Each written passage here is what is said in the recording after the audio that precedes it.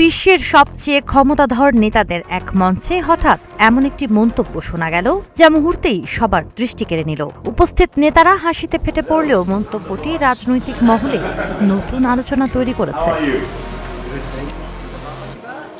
ফ্রান্সে অনুষ্ঠিত G7 সম্মেলনের শেষ দিনের অধিবেশনে যোগ দিতে এসে মার্কিন প্রেসিডেন্ট ডোনাল্ড ট্রাম্প নিজের স্বভাবসুলভ ভঙ্গিতে বলেন, আমিই বস।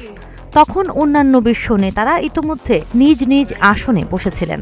ট্রাম্পের এই মন্তব্যে সম্মেলন কক্ষে হাসির রোল পড়ে যায়। স্বাগতিক ফরাসি প্রেসিডেন্ট ইমানুয়েল ম্যাক্রো বিষয়টি রসিকতার সঙ্গেই নেন এবং ট্রাম্পের খোঁজখবর নেন।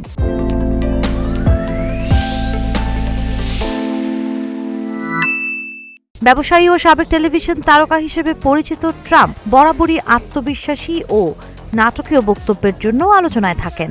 জনপ্রিয় টিভি অনুষ্ঠান দ্য অ্যাপ্রেন্টিসে তার বিখ্যাত সংলাপ ছিল ইউ আর ফায়ার্ড।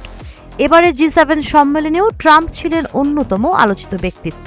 সম্প্রতি ইরান ইস্যুতে একটি সমঝোতা উদ্যোগ এবং নিজের ৮০তম জন্মদিন উদযাপনের পর আন্তর্জাতিক অঙ্গনে তার উপস্থিতি নতুন করে নজর কেড়েছে।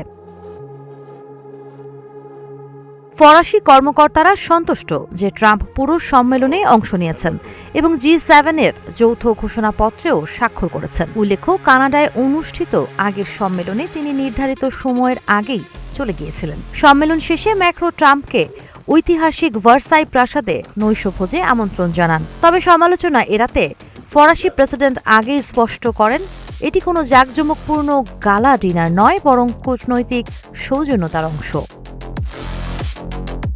সাবা খান, নাগরিক প্রতিদিন।